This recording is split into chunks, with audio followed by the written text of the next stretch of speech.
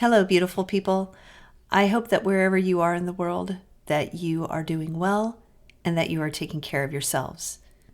I'm Chris Danker, and this is Let the Adventure Begin.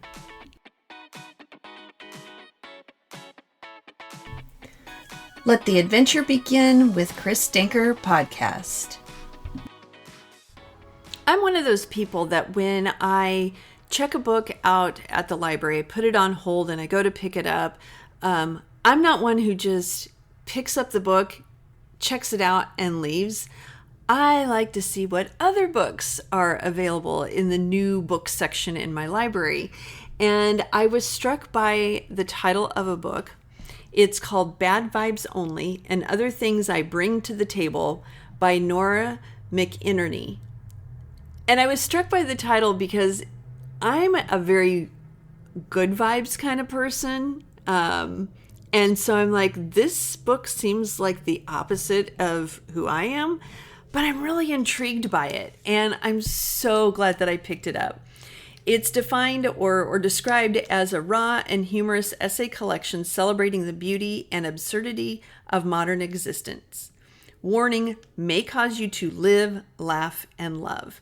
And Nora does exactly this. She is hilarious, and she talks about that she revisits her cringy past in these essays and anticipates her rapidly approaching early middle age future. She talks about that we are all at best slightly unhinged. She's not wrong. And so I wanted to pick out one of her essays to focus on for our chat this week, because this one really struck me, especially at this age and stage of my life. So to just kind of set it up, she is meeting with her therapist, and he says, and his name's Alan, and he says, "I have a question for you," he said in his calm, measured way. "If you didn't do any of these things, if tomorrow you woke up and you didn't have any of these jobs or titles, who would you be?" I paused, my eyes searching the drop tile ceiling. I'd probably go back to school and get a master's degree, I guess. I can't really go back to advertising since I've burned all those bridges, but I might be able to pick up a little freelance copywriting. No, Alan interrupted gently. I didn't ask what you would do.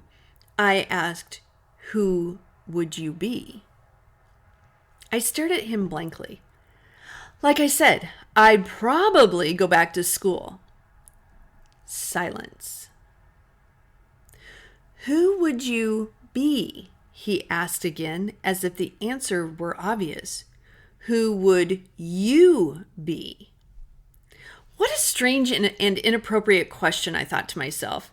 It reminds me of a think piece from a few years back that suggested new questions to stand in for what do you do? So instead of when you meet someone for the first time saying, what do you do? It's thinking about other questions.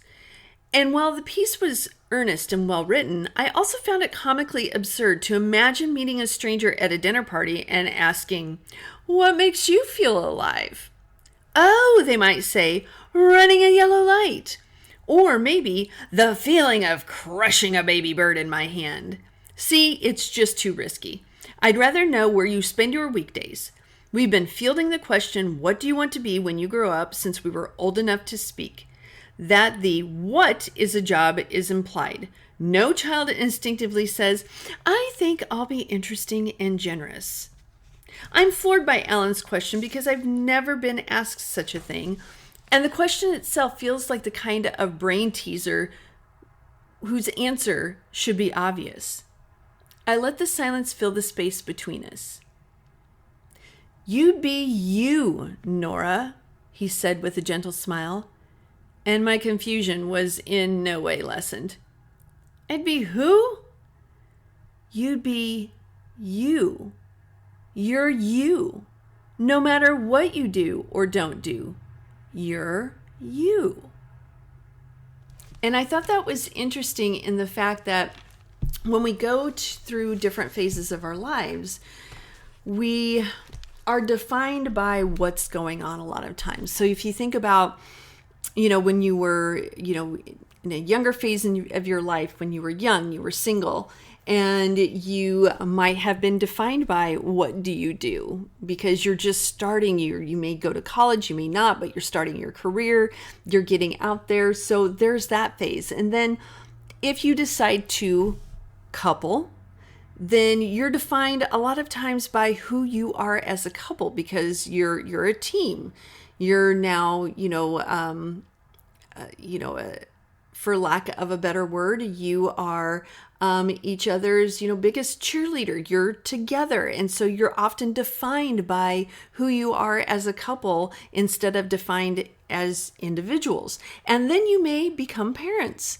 And when you become parents, that is also a way of defining. You're defined by your kids. You're no longer you as a person. You are someone's mom. And then you become empty nesters. And so then you go back to that beginning before you had kids, and who were you as a couple, and how has that changed, and how has that evolved? And then you get closer to that retirement age, and it's figuring out then again, not only who you are as a couple, but then who are you as an individual. And it's really not about what do you do, or even, in my opinion, who you are, but it is that question of what makes you feel alive. Because as we age, I feel like that gets lost in the shuffle, that we kind of start going through the motions. We start going through the routine of our daily lives, and we don't really think about what makes us feel alive. And I had the opportunity a couple of weeks ago of at my school, we had work time in the afternoon. And so my principal, asked if different staff members would be interested in just sharing a skill that they have, or sharing, something that they could share with other staff members. And so it was kind of like taking mini courses for adults, and we signed up. And one of the courses that I signed up for was making a bowl, throwing pottery on a wheel. I've never done that before.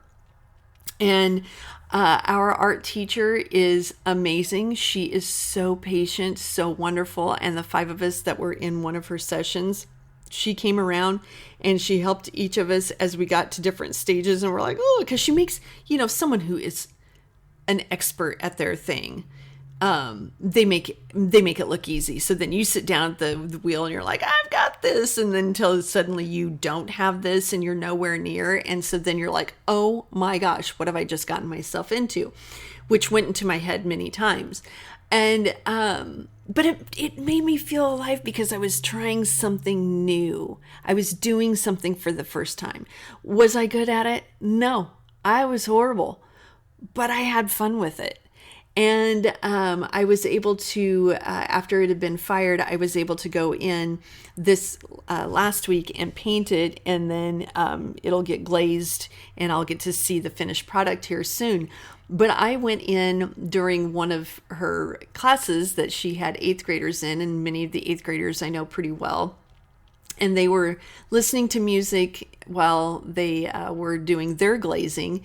And it was just fun to be around them and in a different atmosphere. They were playing a little Taylor Swift, and it was one of her songs that I know really well because it's from her Folklore album, which is my favorite. And some of the girls were kind of giggling because they're like, you're singing this song. And I'm like, yeah, I was just happy as could be because I was sitting there. I was doing my glaze. I was singing a little Taylor Swift and just having a great time, just enjoying something. And like I said, it made me feel alive. And so it's finding those different things and trying different things that we don't anticipate bringing us so much joy.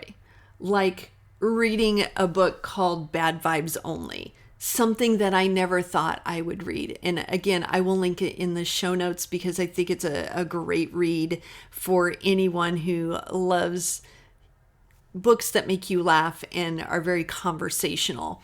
So, as far as, when we think about those things that make us feel alive and make us the person that we are, I feel like it's important to, again, go beyond like Nora's therapist did. It's not what do you do? It's who would you be? What does make you feel alive? Those are questions that we need to do a better job of asking ourselves on a regular basis, because it opens up so many windows of opportunity to get out there and to try some new things. So I just wanted to share, a little bit of that book and that particular essay with you this week to just maybe get you to start thinking about those questions, and in particular, what makes you feel alive. Until next week, I hope you let your adventure begin. Peace.